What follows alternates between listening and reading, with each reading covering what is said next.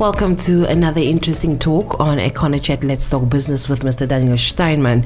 Welcome to everyone tuned in right now. I'm Elsa Bitimiani, your hostess, and we have, of course, Mrs. Daniel Steinman in studio with us today.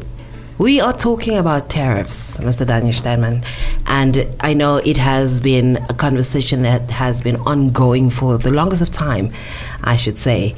And when we look at what is currently happening, that is, of course, China, that will be giving us zero tariffs, and that is Africa as well. But we need to get into detail on tariffs first before we get into more detail on what China is offering us. Good morning, everybody. Good morning, Elsaby. It's very nice to be back after the long weekend. Yes, it is. I was so lazy. You cannot believe it.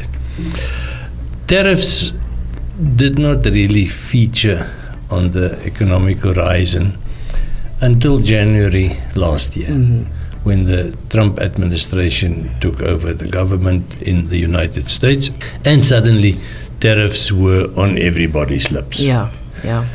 And you would have read in many articles and reports that under the World Trade Organization, we used to refer to a rules-based trade regime. Now, those are big words, and let me iron them out. Okay. Let me flatten them a little bit. If you're talking about a rules-based dispensation, it means that tariffs are set. They don't jump up and down like they've been doing for the last 18 months. So there is a framework honored by all the trading partners. Yeah. Does that make sense? Yeah. So it means that we're all on the same page, and we realize that countries trade with each other across the entire world. Yes. It's not just Namibia with Holland sending diamonds there, or with Botswana sending diamonds there, or importing from South Africa. It's a vast web. It's a network of trade. And if we're not all on the same page, then there would arise disputes. Now, there has arisen disputes from time to time. That's why the World Trade Organization was formed. But it was always resolved. And then everybody stuck to the rules. Yeah.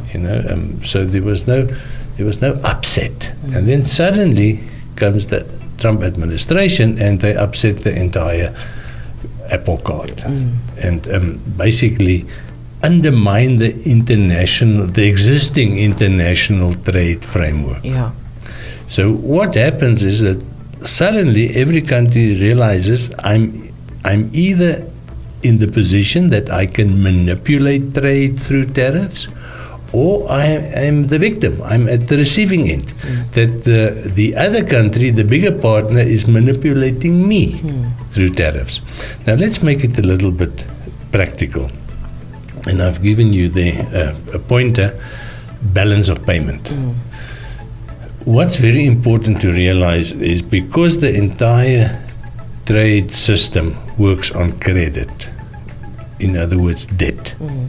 I don't pay you up front if I'm a big importer and I'm stationed in San Francisco, and you are stationed in Guangzhou in China, and you're a big exporter.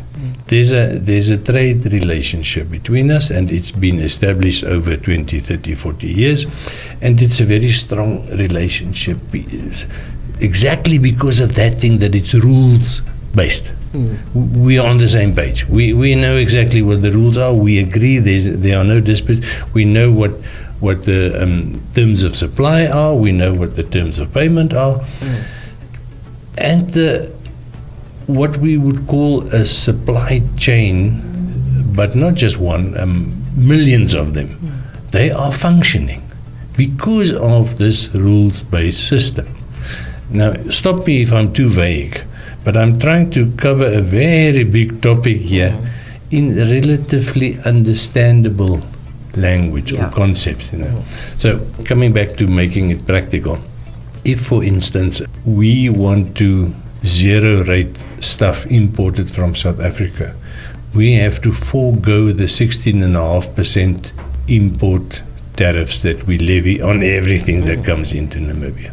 So can you see immediately that there's a practical angle in the sense that if we zero rate imports, just as an example, I'm not saying we are going to, I doubt it very much, but if we do, the government has to let go 16.5% of its revenue. Then they won't survive. You see, so tariffs is very important to fund, in our case at least, to fund part of the revenue of the government. So, Elzabeth, let's go look what's around the corner, and when we come back, I want to explain that concept, balance of payments, in a little bit more detail and put it into context. Okay, let's do that.